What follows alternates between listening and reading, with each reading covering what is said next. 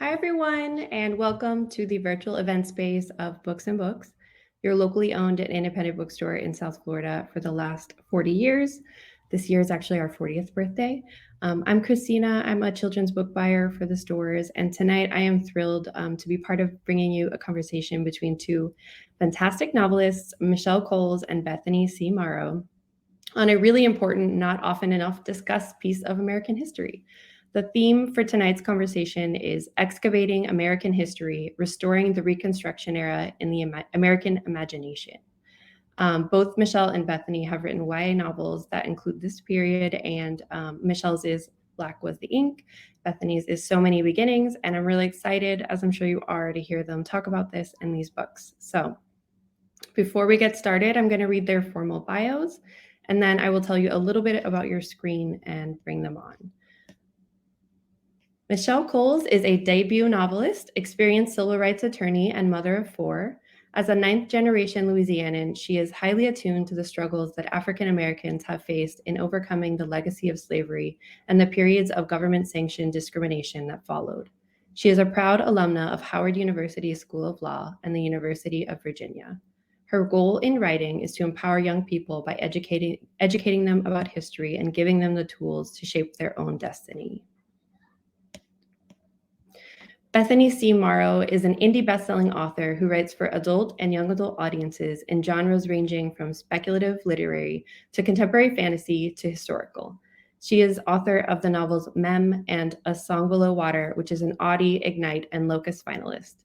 She is the editor and contributor to the young adult anthology Take the Mic, the 2020 ILA Social Justice and Literature Award winner. She also has a brand new book out recently, Cherish Farah. You should check it out. And her work has been chosen as Indies Introduced and Indie Next Picks, featured in the LA Times, Forbes, Bustle, BuzzFeed, and more. She's included on USA Today's list of 100 Black novelists and fiction writers you should read. So a little bit about your screen before I pull them back on is I want to mention, of course, this big button directly below us. This is going to take you to purchase a copy of Black Was the Ink or So Many Beginnings. We really appreciate your support for these authors, for our bookstore. And this will be true even if you're watching the replay later. That button will still be good. And then the second thing about your screen is the Q&A, which is in the bottom right-hand corner. Is it there? Okay, I'll check on that, or I'll put it back. But if you guys want to ask questions, I will be checking it, and I'll try to get to those before we close out tonight. So that's it for me, and I'm going to pull them back on. Just give me one moment.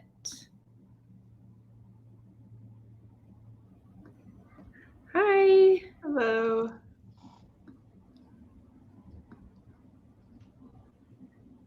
Okay. Hi. Hi. Okay, Hello. I see our ask a question box is there. So I'm going to, disable this.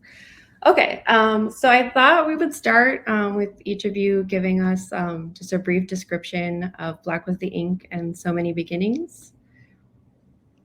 Sound good? Yeah, that sounds great. Okay, You want to go great. first, Bethany?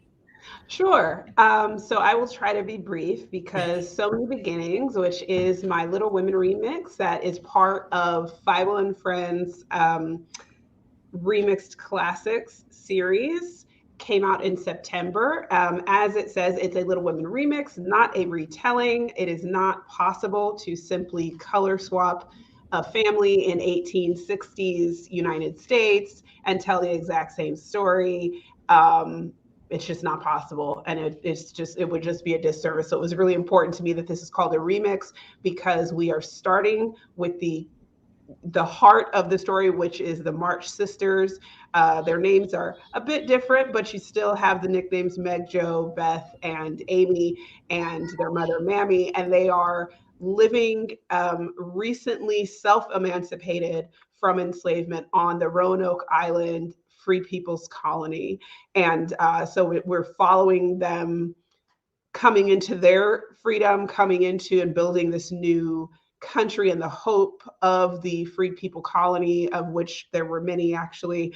And so I make no attempt to follow the plot lines or anything of the original Little Women, but it's a very, very important way of excavating, as we say, American history, excavating the truth of this period, a time when there is no way that this war, particularly for Black Americans, could merely be a backdrop.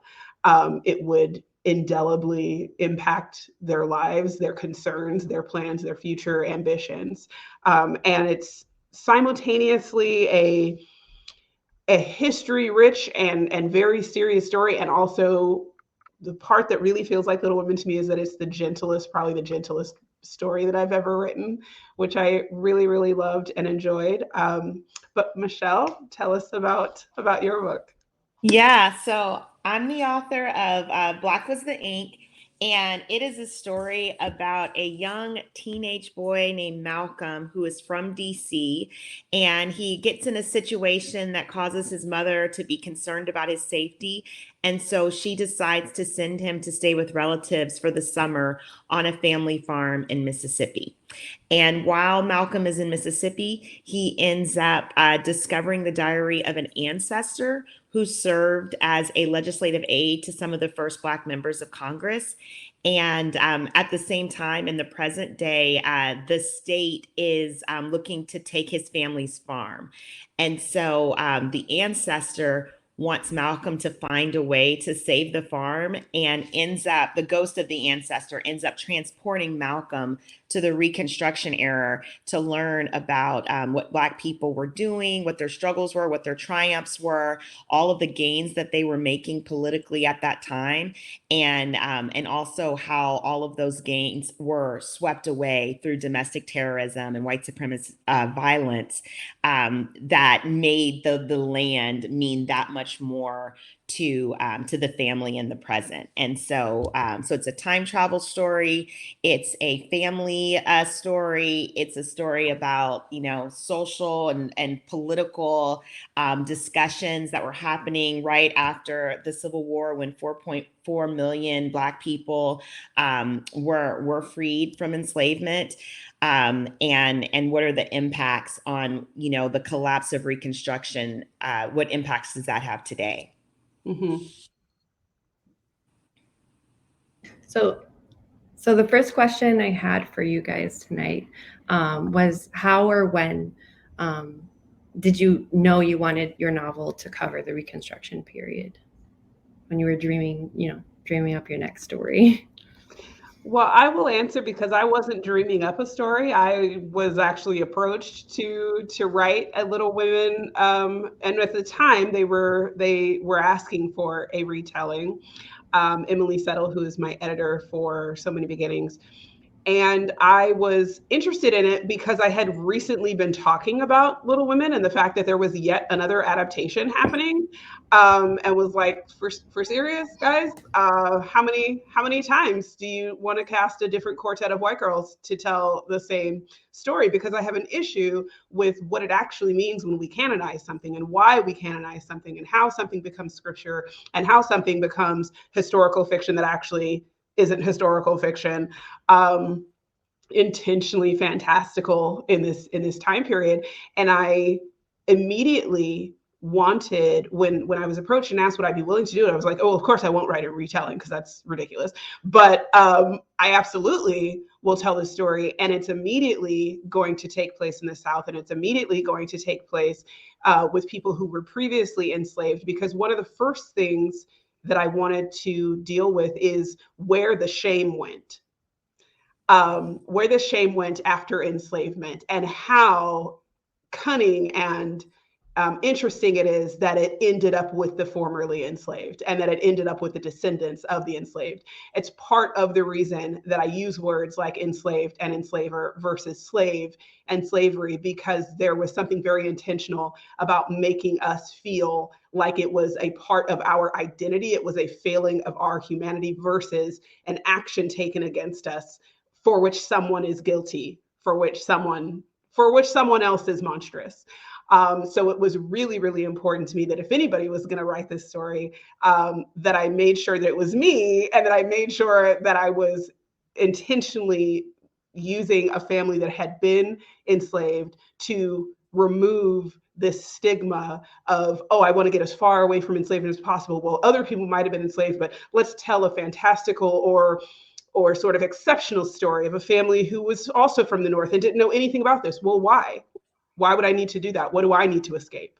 So it was really, really important. And then the moment that, and we were on the phone, I was on the phone with Emily, and I remember saying like, oh, it's going to take place at the Free People Colony on Roanoke Island, which makes it sound like I had been taught anything about that. And as soon as we got off the phone, I was like, I have no idea how I know this place exists. I've never learned it in school. I know for a fact I didn't learn it in school. There is so much of Black culture and history that is just orally told, and you just sort of pick up, and I have no idea.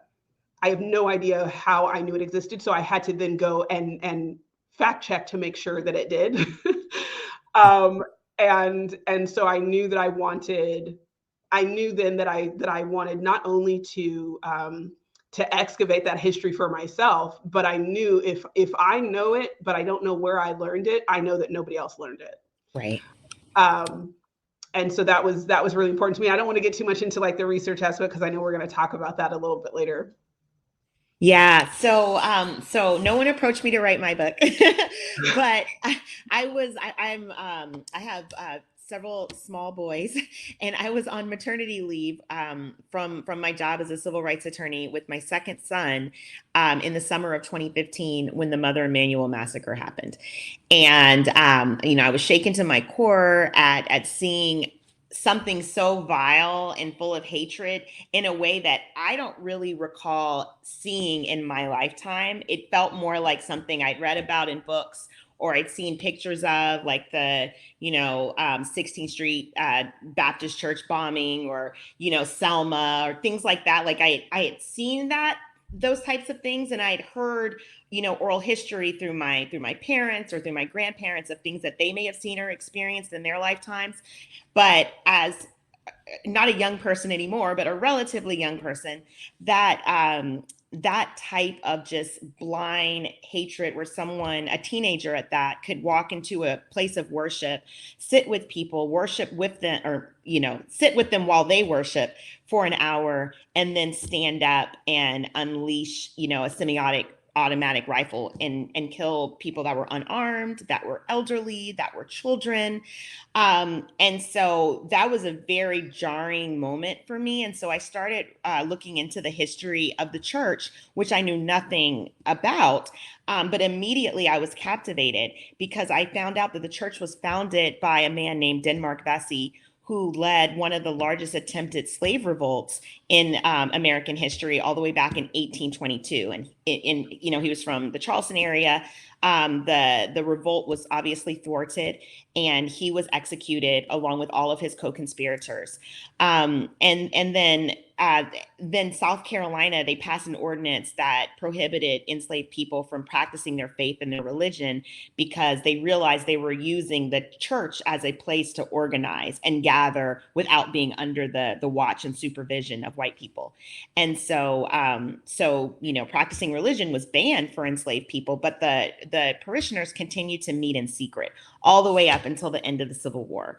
And once the Civil War was over and slavery was abolished, they were able to build their first brick and mortar church. And it was actually, the architect for the church was a descendant, was the son of Denmark Vesey, Robert Vesey. And so he built their first church. And then I learned that during the Reconstruction era, which, as we all know, is the period that followed the Civil War, the pastor that led the church was a man named Richard Kane, and he happened to also be one of the first Black members of Congress. And that was kind of one of those nuggets, like it sounds like what Bethany said, where I kind of remembered that there were Black members of Congress in the 1800s, but I didn't really know, and I didn't know their names. But it's fascinating because, from 1901 all the way until the Voting Rights Act of 1965 was passed, there were no more than one or two Black members of Congress in each congressional session. But in the 1870s alone, there were 16 Black members of Congress, and 2 of them were United States senators. How many people know that? How many people know that there were 2 Black United States senators? They both represented the state of Mississippi all the way back in the 1870s. And so that was really mind blowing to me. And then I learned how the church continued to just be a part of the conversation of civil rights and equal treatment. And Booker T. Washington gave a speech there, and Coretta Scott King, fast forwarding all the way up to the civil rights movement, led a protest on behalf of striking workers from the church's steps and was met by bayonet wielding members of the South Carolina National Guard, right, where she's trying to stand up for people getting paid a fair wage. And then to go all the way to the present, more recent present, where this massacre occurred. And even then, the sitting pastor of the church was also a member of the South Carolina Senate. And so I was just like, what an amazing legacy and what an amazing lens to look at American history, African American history, and the demand for equal rights and full liberation. And so that really became the frame for my story and why I wanted to have my present day teenager travel back to this period so he could understand that even though it may seem long ago, there were so many similarities with what he's experiencing today and so many similarities between the challenges that African Americans continue to experience. If we talk about what was so difficult about writing something set in the Reconstruction era, it is the fact that I was writing it in, 2021 or maybe 2020. And it did not feel like past tense. It was really disturbing. It was really, really disturbing because when you study actual American history, and it's American history, right? When you study American history and you see that progress went really far, really fast, you have to acknowledge the fact that something had to be done to curtail it. Yeah. You don't get to ask questions like, do you think that racism is a factor in the disproportionate? You don't get to ask those kind of stupid questions because you're literally watching somebody roll back the clock intentionally. You're seeing what happens even with people that you previously made it impossible or illegal for the majority of them to know how to read or write. In a short period of time, I can't even remember her name right now, but there was a woman who was one of the first. She was like one of the first Black American women to get her PhD or something in Paris after enslavement, and it was like 4 years after enslavement. So it was like you could not stop Black Americans from growing. You could not stop Black Americans from succeeding unless you literally intentionally stopped it. One of the most surprising people I came across so many people where my mind was just blown at what they were able to accomplish and achieve so recently, coming out of this horrible, inhumane treatment. But there's one guy named John Rock who no one's heard of. And this guy was African American. He was a doctor. He was a dentist. He was a teacher. Then he got bored and decided to get his law degree. So he was a lawyer. And the day after the 13th Amendment was passed, Senator Charles Sumner, who was a senator from Massachusetts and was a huge advocate for equal rights for all people, regardless of race, Senator Charles Sumner moved for John Rock to be admitted to practice law before the Supreme Court the day after the 13th Amendment was passed. And so he was the first Black person to have that right to be able to stand in the highest court of the land and advocate for himself or for other people that looked like him. And so it was just mind blowing. And it was like, honestly, I felt just so inspired because I was like, if these people could do all of this coming out of these circumstances, there's really no limits on what we're capable of. It has not. So for me, the reason that's important to say is because it's really important to reframe history. It's always been framed as though there are limits on what we can accomplish. And reading history and excavating history teaches you there are limits because they were imposed. Someone imposed. They're not innate limits. These are not innate limitations. We don't need to believe in exceptional, almost like tokenist images of particular Black people like Frederick Douglass alone and W.E.B. Du Bois alone. And no, the point of this sort of work, and the reason why you have so much pushback, and the reason that you have so much virulent just oppression to just teaching the truth, is because of what it teaches. Yeah. If you learn how quickly people recovered and grew and rose out of enslavement, and we can even flatten that idea down until it's like, oh, well, you just had to live in one place and somebody told you what to do, and that's not enslavement. That's what you're describing as having a job. Enslavement is something very different. Chattel slavery is something very, very different. And the reason that that's important is because we don't need feel-good stories for Black Americans to understand their worth. The best way to acknowledge someone's worth is to tell the truth about what you took, is to tell the truth about what you did to make them think they didn't have any. And so shifting the focus, it's so funny that you brought that person up, because I remembered so many people, and I don't know their names and I don't know where I heard their story, but because of that, there is a man in So Many Beginnings who's a fictional character. He's the husband of Madeline Plinder, who is a Northern Black woman, wealthy Black woman in Boston, who Joe meets. But her husband, as Joe says, is both a doctor and a dentist. Yeah. And she's like, she's married to a doctor and a dentist, and it's one man. Because that wasn't horribly rare. You would expect something like that to be ridiculously rare. And I found so many, people holding multiple of these really intense degrees or jobs, especially because the Black community where they lived needed that sort of service. Yeah. So it's so important to me. Language is so important to me, because the way that we talk about it either continues to propagate this feeling of anti-Blackness, which for Black children and Black Americans turns into self-loathing, or it completely flips the script and says, the shame belongs elsewhere. You know it, and that's why you're fighting this, and that's why you're so upset. But nobody had a problem with foisting the shame on us, on the people for whom this actually happened. So it's time to put this where it belongs.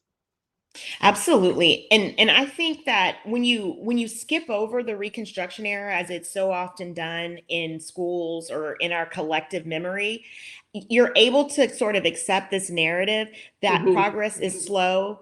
Progress takes time, but you be patient, you keep working harder, and eventually you will have equal rights and equal opportunities to everyone else. And when you look at this period and you realize all the incredible things that Black people were doing within days of obtaining their freedom, from an educational standpoint, from a business ownership standpoint, from, opening newspapers, and, just in every single respect that, you can think of, from, owning property and owning land and, building their churches. They were doing everything. And so it wasn't just these isolated figures, like Bethany said. It wasn't just, Frederick Douglass. And it wasn't just, the handful. You lose count, because it was millions of people progressing. It was millions of people establishing community and, building businesses in their community. There was an enterprise railroad in Charleston, South Carolina, that was founded by 4 or 5 Black men. And it was a chain to bring commerce in from the shore into the parts of South Carolina that weren't getting the commerce and the goods. So they were innovative, and they were meeting the needs of their community. And even something, just in terms of the ideas that they contributed to our country, there was not a public education system in the South until Robert Smalls, an African-American formerly enslaved person in South Carolina, was a delegate at the South Carolina Constitutional Convention of 1868. And he got it introduced for the first time, because one of the highest priorities that enslaved people had, because as Bethany said, they were denied being able to learn how to read and write, one of their highest priorities was being able to get an education and for their kids to be able to get an education. And so the demand from public schools in the South came from Black people, and white people obviously benefited from that tremendously because all white people in the South were not wealthy and did not have private tutors. And so all of a sudden they now had a right in their, coming from their state to a public education and resources being funneled to them. And so there was just so many huge contributions that changed the fabric of our society for the better that people don't think about, don't give credit to. And just one other example, the 14th Amendment that establishes that anyone born in the United States is a citizen and has all the rights of citizenship. That constitutional amendment was directly passed to protect the rights of all of these 4.4 million African Americans that were now, emancipated. And because of that, we have this pluralistic society where anyone can be an American.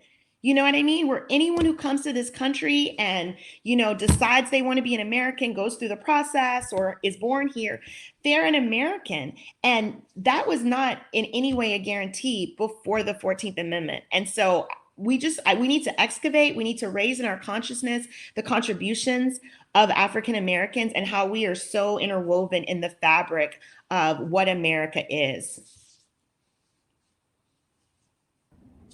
Thank you both for those answers. That was incredible. Question, because I know you have them.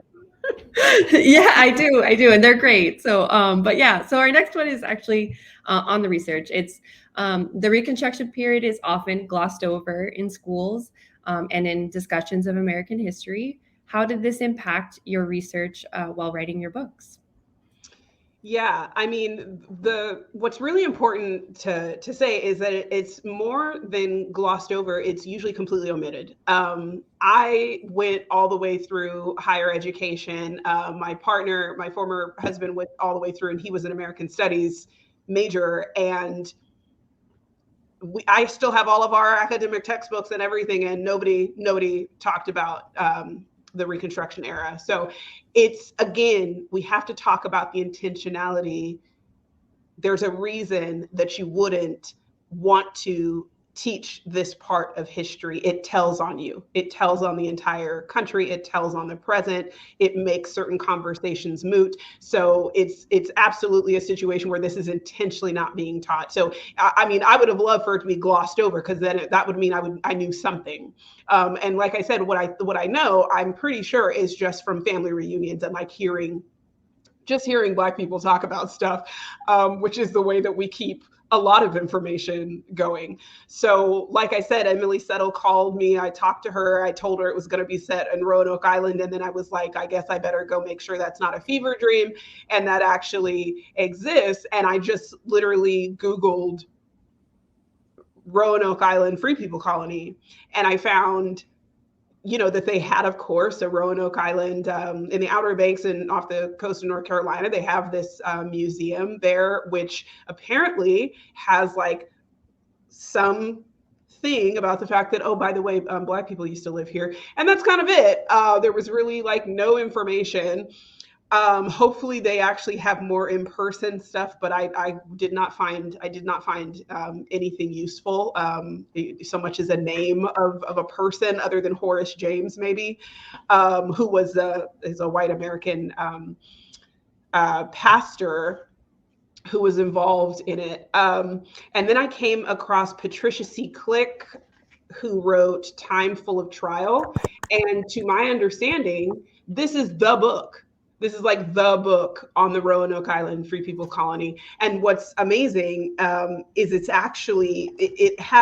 chock full of information about multiple Free People colonies, because this was not the only one. It arguably wasn't even the most famous or most profitable one. I'm sure it wasn't the most famous, but in terms of the most profitable one, which I also talk about in So Many Beginnings, there was one in Corinth, Mississippi. There was something called Freedom Village. These existed all over the place. I differentiate, as Patricia does, between contraband camps and actual colonies in terms of the intention behind them, because what was happening basically was if formerly enslaved people or people who were self-emancipating themselves were following Northern troops. And so they were staying sort of huddled around their encampments. And that would constitute basically a contraband camp, because it's literally the only reason that it's allowed is basically because if you're here, then the Confederacy can't enlist you, can't use you to their purpose. And so the colonies are something very different. There's something very intentional. There's something that very few people thought this is a way to demonstrate what the United States can actually look like. This is a way to have a home, a place in our society for Black Americans. Now, as you can imagine, very few people cared for that to become a reality, because even, and this is something that I talk about a lot in So Many Beginnings, even when you talk about abolitionists, we need to be very, very clear on our terms, because we have so mythologized this, what little information we have, we've completely distorted. And so in our minds, abolitionist is somebody who is pro-Black. And that's just not the case. That's not a given whatsoever. The majority seem to have been pro whatever you want to call it Christianity. I, as a Christian, don't call this Christianity, but that's how they self-identified. So sure. You have white people saying enslavement is a stain on the conscience of America. And so we need to get rid of enslavement for that reason. By no means do we want Black Americans living among us. By no means do we want them to have equal access or rights in this country, which is also where you get the American Colonization Society that was trying to repatriate Black Americans to the newly formed Liberia, which is also discussed in So Many Beginnings. So it's really important that when you go to study the actual history, that you sort of put aside these very sort of facile binaries that we have created in American mythology, which is like North good, South bad, abolitionist, moral good, and it's like no, it's a little more complicated than that. So Patricia this is one of those things that you run into with intentionally hidden history. It takes usually a member of that demographic having an interest or a scholarship and being personally invested and doing all of this work to excavate and collate all of this information. This book is absolutely the lion's share, the foundational history that I used for So Many Beginnings. And it's not lacking. This is not, we're not talking about scouring the earth for information. We're talking about the fact that you have documentation, you have correspondences, you have actual plans, you have actual pictures, you have actual layouts, you have all of this information, and it's right here. Yeah. Why have I never heard of it? Why is it not being taught? It's actually right here. It's in black and white. Very little of what I used, which was really just sort of corroborating some stuff that's in Patricia's work, I found on Library of Congress, but it was very, very little. I mean, 2 pages at Library of Congress, particularly on the American Colonization Society, and I think 1 correspondence that I discussed in my discussion guide for So Many Beginnings came from Library of Congress. There's another book that I ordered, and I had already, I already had the spiritual foundation for my story. I knew exactly what I was doing once I felt like I was in this community. I was in this village. She did such an amazing job of placing you there and being honest about the things that they were going through. To one of Michelle's points, talking about the fact that, okay, there were Northern missionary teachers, which are basically missionaries who, I don't know, took some classes or something to say that they're going to teach you. And they came down from the North to teach the formerly enslaved in these colonies. And what's super duper important, as Patricia points out, is that there were already schools set up when they got there. A woman named Martha in this particular colony had already started teaching had already started teaching the children. A Black American woman had already started teaching. This was not a situation where it was like somebody was coming from outside and showing us how to live. If anything, they were replacing those of us who were already doing that work. Because they had other things they wanted us to learn on top of education, which was how to behave the way they wanted us to behave, and also not to come to the North. And they wanted to socialize, which is what we know education is primarily for, especially in this country where we don't learn history. Public education, unfortunately, just became a tool for socialization, and that was very, very present in the curriculum that they were teaching to the children and also to the adults. But there was another book. It was called "They Were Her Property."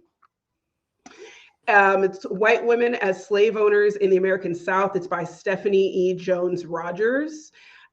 This, of course, hugely important in dispelling the mythology of the innocent white Southern woman who was simply sort of an observer, if not a fellow, oppressed community.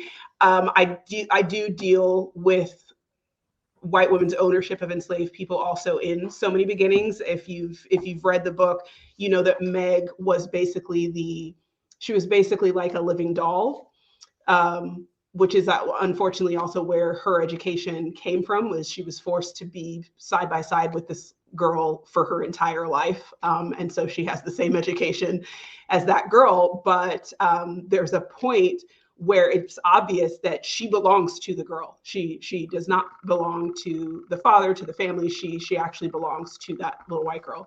I did also, JSTOR was free for the beginning of the pandemic, which I feel like not enough people knew, because I did not know that.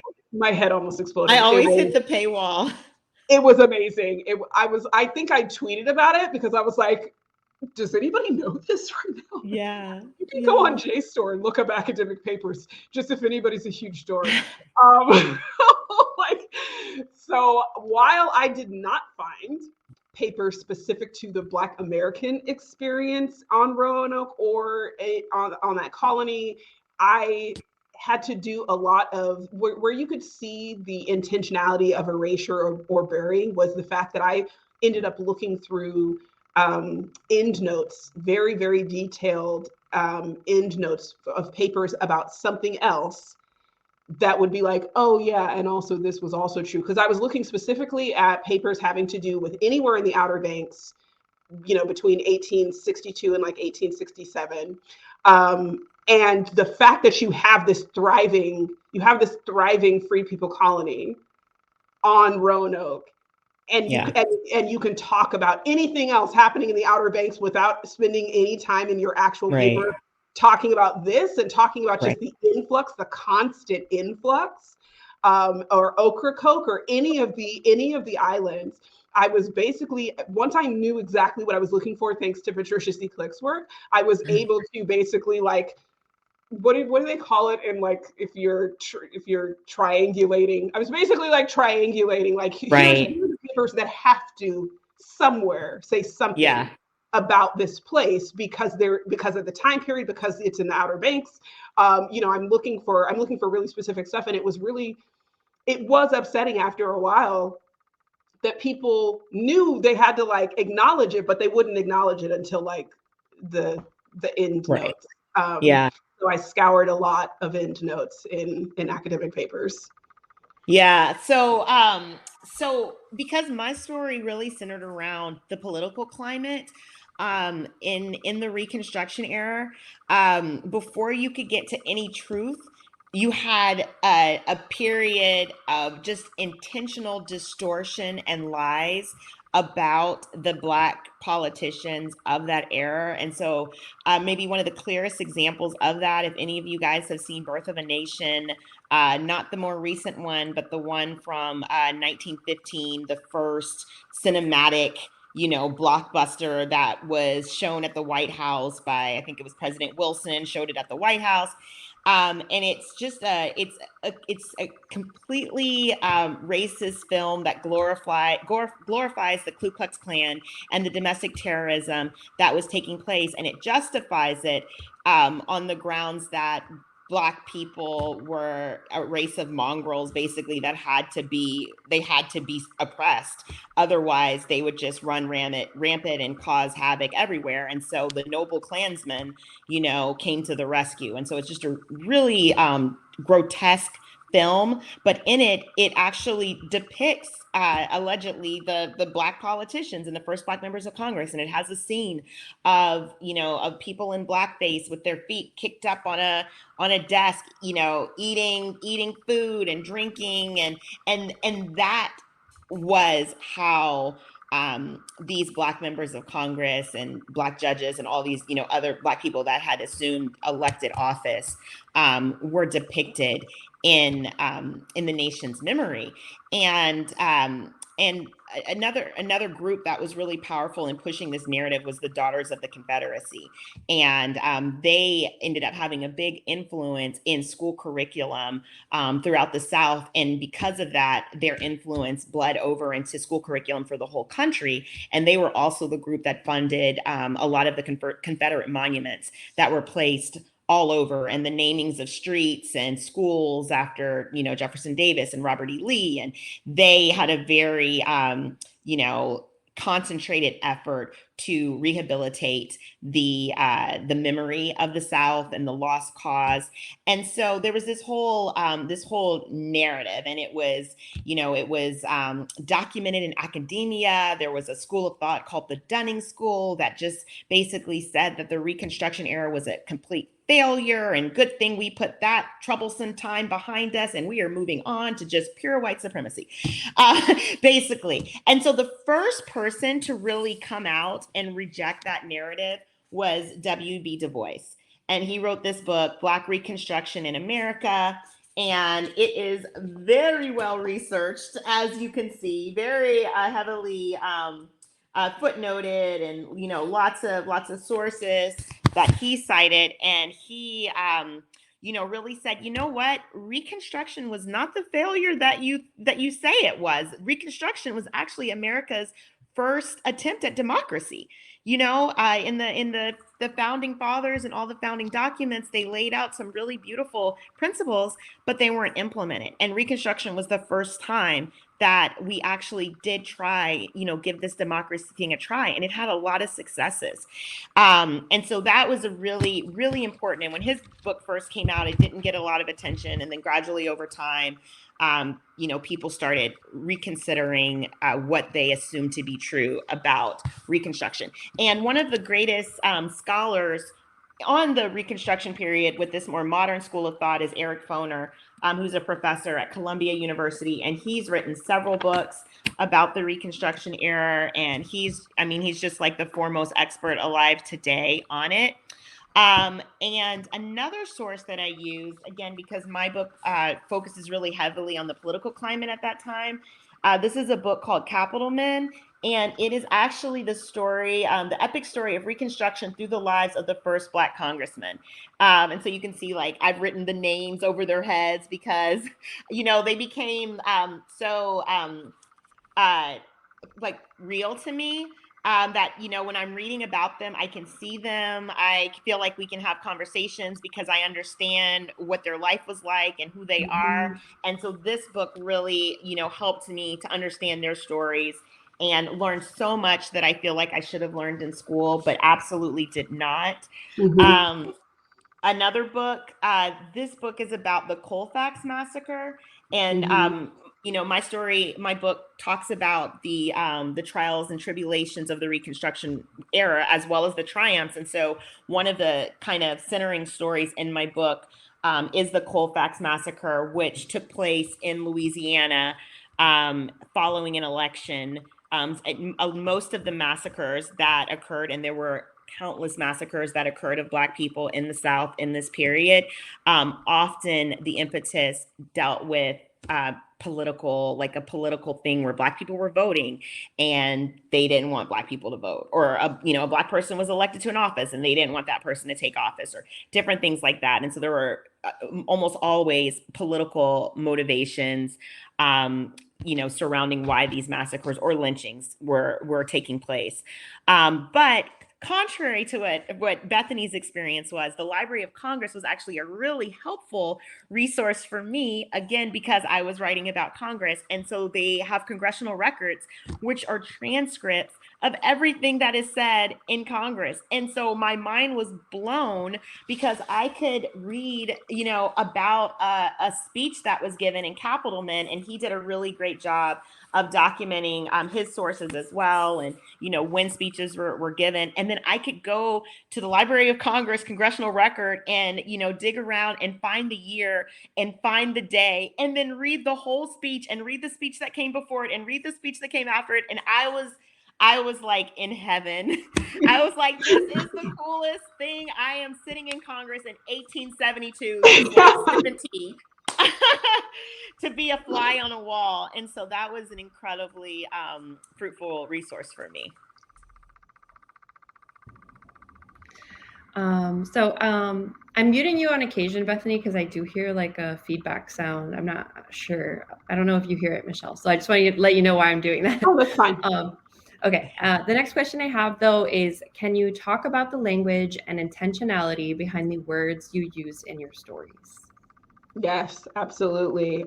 So of course, you can probably already tell just if you listen to me talk that there are certain things that I don't say. And like I said, the reason my degree is in sociology, and so you recognize that there is nothing that is done over and over for decades and then hundreds of years for no reason. There is no cultural practice or tradition that is just like, oh, that just started happening, and then that's just why. There's no real there's always a reason. There's always a desired outcome. And so when you talk about words like slavery and slave, as and I've already sort of been talking about that, when you talk about those words, you talk about first of all, you talk about oppression, you talk about who determines what even constitutes a word. Okay. When you talk about who determines the terms and the definitions that we're going to use even to have this conversation, it's why there's something so violent about the constant reminder to be civil in our discourse, and let's have civil discussions. And that you're talking about a demographic that has done every heinous and violent and physically violent thing that you can do to the point of death and desecration, and then tells you how to talk about it, gives you outlines for you the way you are allowed to talk about it if you want to be seen as being civil. So you have the completely inhumane telling you how to be civil. That's a big part of why we should always be rejecting language and evolving language, and also understanding like that is literally the point of language. Anytime someone tries to keep you from progressing in your language, I mean, even within, I've had to say to people I love, I've said something or referred to a group of people that they were used to referring to a different way, and got the same response that many of us do, which is, oh, well, you used to be able to. And I was like, you used to before they had a voice. You used to be able to say this when they didn't have a platform on which to say, please don't say that. So if you find that you have any sort of resistance to changing the way that you refer to a group of people, particularly one that you're not a part of, if you find that you have any sort of resistance to that, you need to understand where the roots of that audacity comes from, and that feeling of authority, that feeling of ownership, that feeling of I get to determine what we say and how we say it and what we talk about and how we talk about it. So this is extremely important to me in saying, I know why it's been called slavery. I know why I have been called a descendant of slaves. And I understand that you are taking something that should be a description of an atrocity against me, and you're turning it into an identity. And there's a reason that you would want to turn it into an identity. And so I am intentionally rejecting that. I am rather saying enslavement and enslaved, because if I am enslaved, someone did it. Someone enslaved me. That it drives a question, it drives a focus to something that we have intentionally not been talking about. We've talked about a lot about how are people going to feel if we talk about this, if we make them. You did not ask how I would feel. Mm-hmm. I don't ever remember anybody asking me how my son would feel if they forced him to read Huck Finn. Nobody ever from my son's high school said, we're not going to teach, oh gosh, what is that horrible book that everybody thinks is great with Atticus, what's his name? To Kill a Mockingbird. To Kill a Mockingbird. Like we're not going to teach To Kill a Mockingbird because of how it will make our Black student feel. No one has ever changed education policy based on how Black students would feel. So that in itself, if we are willing to do that, we have to recognize that it has roots in white supremacy, because we have never not taught something because of how someone would feel about it. So in this book, I intentionally have the March family, and particularly Joe and obviously the language of the prose. I intentionally have it in fluid lyrical English. And that's, as somebody who grew up going to private school and grew up being, having my English used against me as, oh, you're trying to be white or something, and realizing, oh, you've literally taken ownership of a language that we're all speaking, but somehow you own it in a particular form. And I am intentionally taking that back. Number one, because one of the few things that I did find on Library of Congress were letters from recently enslaved Americans, Black Americans, particularly those who did end up going or were sent to Liberia. And it reads exactly like my book reads. And you wonder, why have we just accepted that a group of people were enslaved in this country for hundreds and hundreds of years, and we just never figured out the language? Really? Yeah. Like we just never got a handle. We just never got a handle on grammar. Where would you get this idea? But if you look at most media or anything that has to do with enslavement, it's always going to be a different dialect. Now, I speak another dialect, like most Black Americans, or probably all Black Americans, I hope. I speak a different dialect when I choose to, colloquially with my kinfolk, but that has nothing to do with my ability to speak quote unquote proper English. It's a choice. It's a choice that I'm making that denotes comfort and rest and community, but to present it as though it was an inability to present it as some sort of like, oh, they're clearly lacking the cognitive skills to do this. Right. When we're literally putting messages into songs and into, like, come on, it's the complexity, always the complexity of Black American folklore or Black American dialect, of Black American hairstyles, literally hairstyles being used to pass along information, the complexity, right? The linguistic complexity, and then to constantly have this like, oh, well, I don't know, it doesn't read like it's historically accurate, as though most Americans would know what's historically accurate. Like, babe, you know mythology. No, yeah, and that was one of the things that was so revelatory about reading the transcripts in the Congressional Records, because, I was like, I was reading their actual words, and their words were brilliant. Their speeches were brilliant. There was one debate that happened over a Civil Rights Act that was being debated, and on one side was an African-American congressman. On the other side of the debate was literally the former vice president of the Confederacy. And by everyone's count, the African-American congressman swept the floor with the vice president of the Confederacy in his debate and in his speech. And it was like a standing ovation. And and I incorporated some of that debate into my book because it was just so mind blowing. It's like, how could you even think to presume these people are inferior to anyone? But that's what you have to do to create that narrative. And we have to keep coming back to, this is a created narrative. This is an intentional action taken. Because again, my mind is blown, not because I didn't know Black people were capable of this, but because, man, you really did the work. You really went Really to did all work. this trouble. You really went to all this trouble to erase and completely rewrite a narrative. You see it happening again with just what you were talking about, because the way that Reconstruction was first ever spoken to me, the only early memory I have of somebody talking about Reconstruction is telling me that it failed because they forced Black people into positions that they weren't ready for. They weren't ready. That's and I don't even remember who told me that. I don't even remember who told me that. I just remember an adult telling me that. Yeah. And you see the same thing happen around affirmative action, right? Yeah. You hear, well, actually, this is bad for Black people. And then they take the one guy, whoever was the guy who famously then failed and plagiarized and then had the nerve to say, well, I felt that I had to because of affirmative action. Yeah. They'll take this one narrative and it's like, this is again, the past is present. This is a repeat of revisionist history around the Reconstruction era that we're now seeing them do again with affirmative action. Absolutely. Past is prologue, past is present.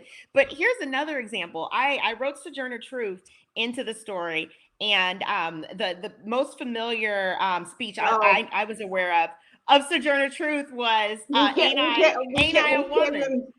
Right, Ain't I a Woman? And I was like, oh, I know Ain't I a Woman. I reread Ain't I a Woman because I wanted to capture her speech and her dialogue. And so I did my first draft and I gave her like this pidgin, and no one else in the book had this pidgin dialect, but Sojourner Truth, I was like, I want to be true to how she spoke.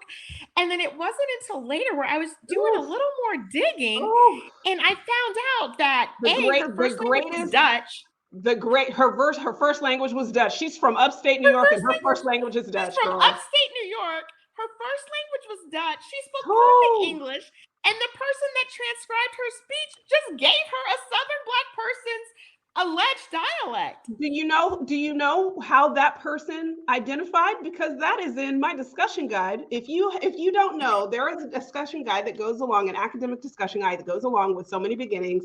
If you go to my Twitter or my Instagram and you click my link tree, you will get a link to the So Many Beginnings discussion guide, and it will be included in the paperback. This was one of the most important things that I wanted to talk about in terms of the use of language in oppression, the use of language in fixing a narrative, in fabricating a narrative about people, was the fact that Sojourner Truth, from women who first there were two accounts given of this speech. By the way, she was an orator. Right. She was giving this speech because she was an orator. Okay, so she's giving a speech in a hall, right? And these abolitionist white women who had newspapers and had newsletters are, quote unquote, transcribing it.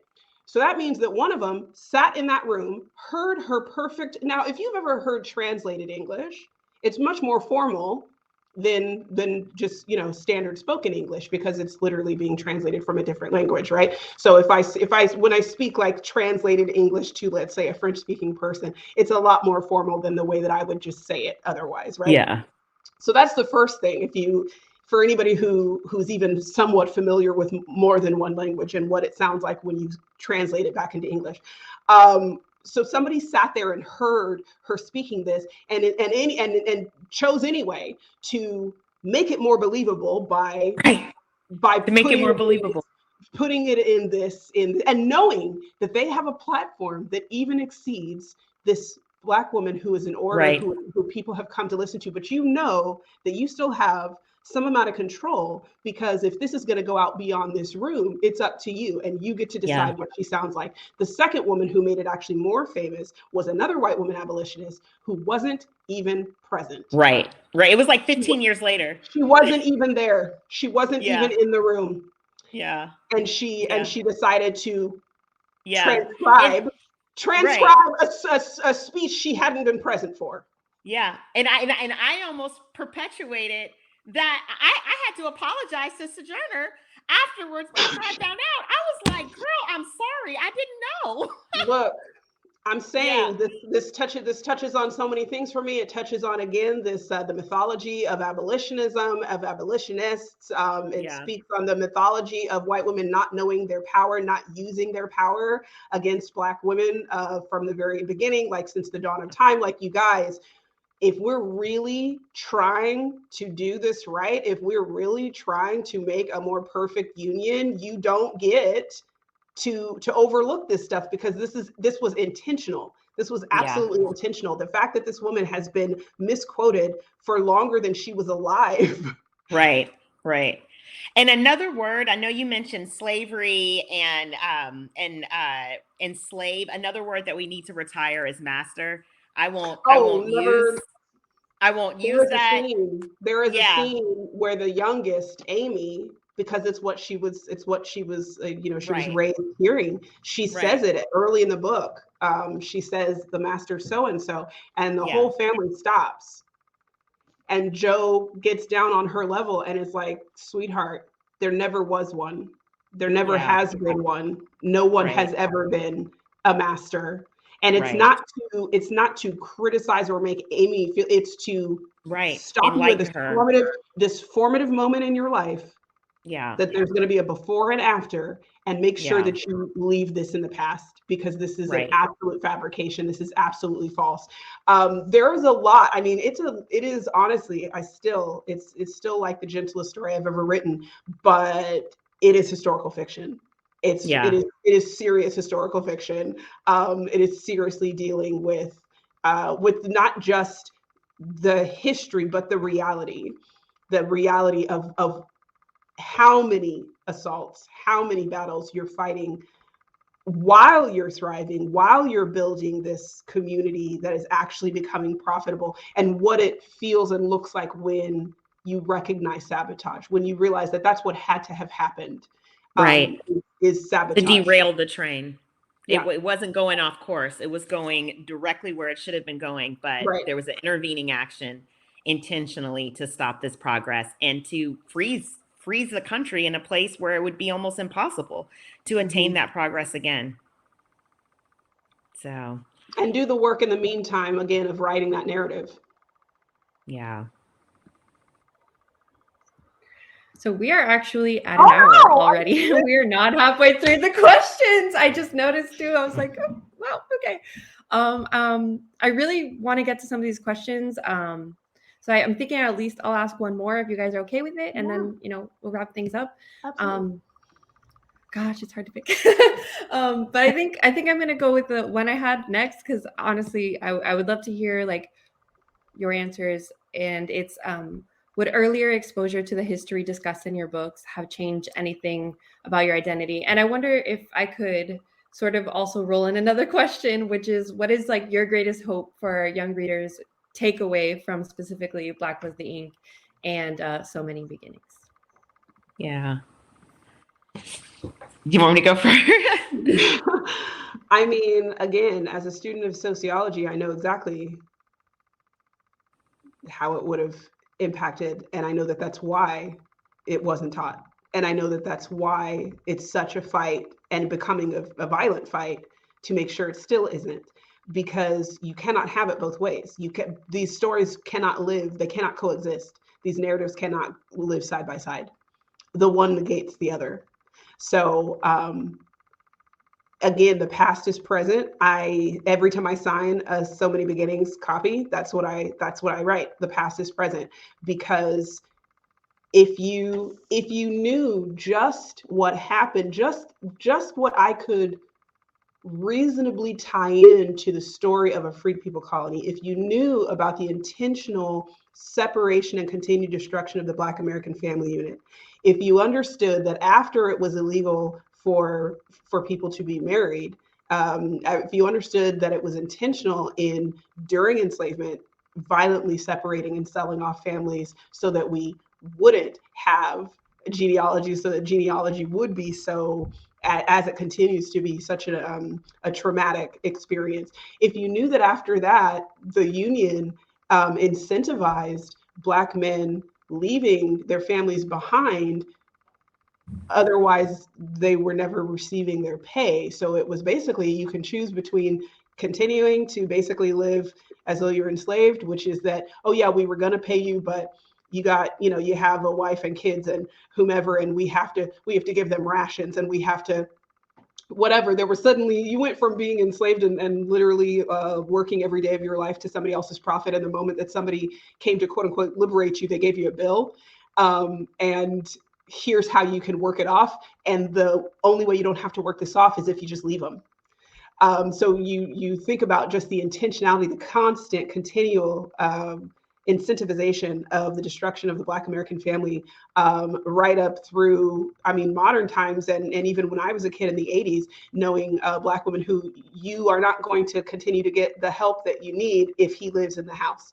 Is the easiest way for you to make enough money to be able to be home when your kids get home and actually be able to feed your children is to kick him out of the house, for them not to have a father figure. So if you know all of that stuff, then the things that white American culture has then thrown back in Black American people's faces as some sort of like evidence of our failing, of some evidence of us lacking this foundation, or this understanding, of family or anything. When you realize that it was something that was done to you that created a trend that incentivized something, and then you were accused of it. I remember children who, they felt such shame at their family members who were in prison, at their family. Like, you walked around with that. That was your fault. That was a failing of yours. And to have that happen to children, that gaslighting, knowing that this is a country that has intentionally criminalized your very existence, of course that would change everything. Of course that would have changed everything. If you had never been called for hundreds and hundreds of years descendants of slaves, if you had never been called slaves, if you had never had somebody else's heinousness attributed to your worth and your character and your identity, of course that would change everything. It's why. Yeah. I remember being in 10th grade, and I was in a world history class, and I loved school, loved history. And I remember that there was one chapter in the book on Africa, and I was so excited because I'd never learned anything about Africa in school ever. And I was like, oh my gosh, this is it. This is the moment. And when we got to chapter 10 or whatever chapter it was, the teacher was like, well, we don't really have time for this chapter, so we're just going to skip it. And I was like, what? First of all, you have a chapter on 66 countries. You have a chapter. You have one chapter, and then it's like, we don't even have time. We don't have time for it. We don't even have time. We're going to learn about World War II again. Yeah. And I was, and I was in a school where I was one of the few Black children in my school and in my classrooms. And so I knew that I was going to go back, and I read that chapter on my own. And it was the first time I heard of Axum and Kush and all these great African civilizations I'd never heard of. But those other white children, I knew they weren't going to go back and read that chapter that they didn't have to read. But that's the point. The point, right? And that's the point. And it's like, when people want to say civilization begins in this one place and deny other places that civilization began even earlier, and not see the full humanity of a Black person, you can see it's so intentional. And so absolutely, learning this history, I think, as Bethany said, one of the biggest things is it would have taken away the questions that I had that are in the back of my mind, like, why aren't Black people further along? You internalize that failure. Right. You question your worth, your aptitude, your abilities, because it's like, well, people will point to other ethnic groups that have come to the country more recently and look how successful they are. And why don't Black people just do that? It's obviously your fault. And then when you learn the history, you're like, this is not our fault. This was intentionally set up this way through laws that we had no voice in making, because we were frozen out of this democracy. And so this government did not serve us. As every iteration in American history was taking place, and as the highway, the interstate system, for instance, was being developed, and they drove the interstate system through Black communities. I know that because I know that my grandparents' home was taken when the interstate came through Baton Rouge. And I know that countless Black families throughout the South, their families' homes, and it's not just their home, it was their community. It's their churches, Right. it's their schools, and it's broken apart and it's scattered, and it happens over and over again, generation after generation. And it's because you're never represented in this democracy. You are powerless, you are disempowered. And that's the story they leave out of the books and that they don't tell you. And so you think it's your fault that your community is suffering. You don't think it on your own, though. You don't think it on your own because even as early as elementary school, this is why I think it's so ridiculous to pretend white people don't know what's going on, because on elementary school blacktops, you have children saying, go back to Africa. How did you know that there was that option? If you don't know about the American Colonization Society, you don't know about the actual creation of Liberia for that actual purpose. You don't know that former slaveholders literally sent people back to Africa. And I'm not saying you know that specifically, but you know that conceit, you know that mindset, because in the 1980s, you literally said to me, who is been here as long as you have, probably longer than your family, you told me go back. And then pretend you don't know where that mindset, it's not in the zeitgeist, you're not aware of that. It's always the why don't Black people build something? You know how you can keep saying that? If you don't teach about all of the places that we built that were razed to the ground. It's really easy. It's really easy to continuously, and if you hear that enough and you see it as a Black person, you internalize it and you say stuff like, yeah, why don't we build stuff? Well, they're literally having to return land now, beach property now in California and in New York and different places that they took. They're having to return it to the descendants of Black families. Hilton Head, all of the shores on the East Coast, they were all Black. A lot of them were Black communities. One of my favorite Toni Morrison books, Love, is literally deals with these one of these communities, these Black only sort of resort towns. So we didn't have power in the government, and so they could condemn our properties and then just hand it over to a different white person or a different industry, and we had no say, we had no recourse, there were no fair courts where we could turn to. We had no ability to protect and enforce our rights and our property. Those questions are dehumanizing in and of themselves, because the person posing the question knows what they did. And you're using the fact that we don't know because largely you've been able to bury it. You're using that. That's the thing that's mind-blowing to me, is you know what you did, why it's this way, and then you ask this almost fake rhetorical question: why don't Black people build their own? Why don't Black people have their own banks? Why don't Black people build their own towns? We did. We also had over and over. Yeah, we also had our own banks, and I talk about that in my book as well. There was a Freedom Bank over and over again. Yeah, it was completely.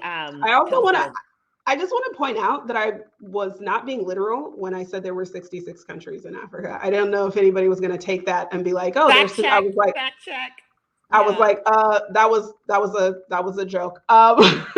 Sorry, my brain's like, somebody's not going to know that was a joke. I know that you said we had one more question. But all of these are so connected, and they all come back to something was intentionally done. And because the past is present, I don't have to prove that to you. You can read your newspaper tomorrow morning. Right. You can see that it's happening right now. Yeah. You can see the way that the history is being erased again.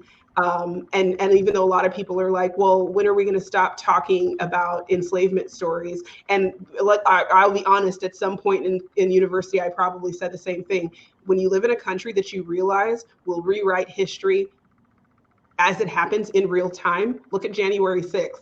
The veil is completely lifted. Okay, we're not even waiting to rewrite history at this point. Why would I ever stop Why would I ever stop excavating and shining a light on actual American history, knowing exactly the character of this country and what it will do as soon as we stop insisting on telling the truth? It will be erased. It will be burned down.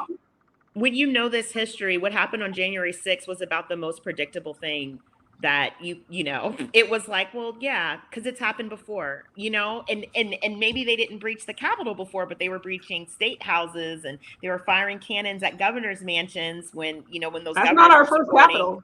That's not our first Capitol, then. Yeah.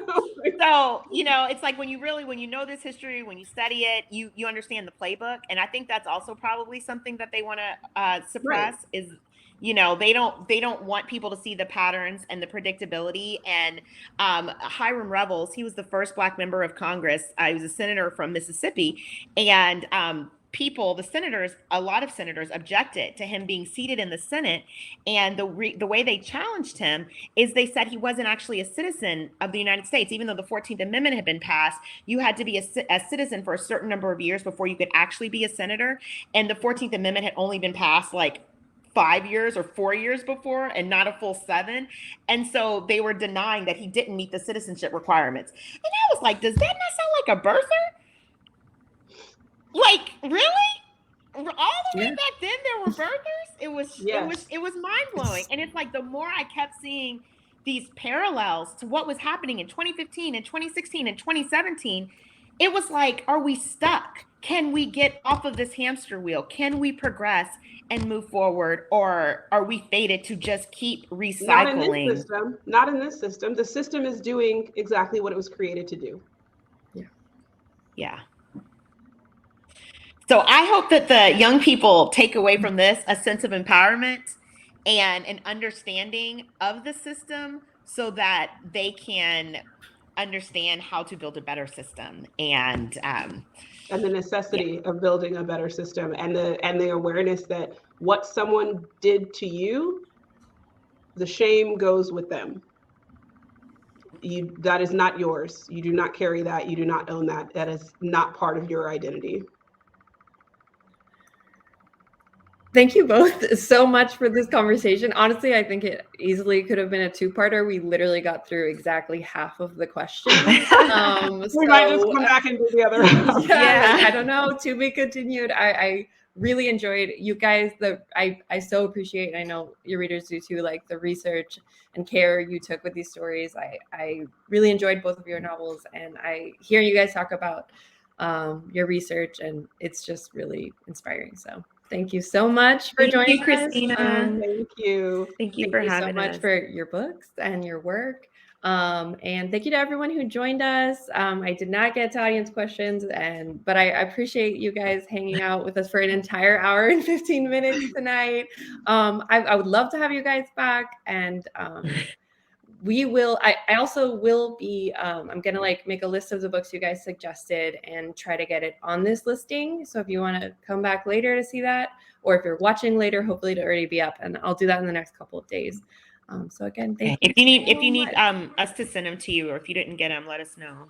I think I got them, but if I have any issues finding them, I'll let you guys know. So okay. All right. Thank you, guys. I hope everyone has a lovely night. Thanks. Thank you.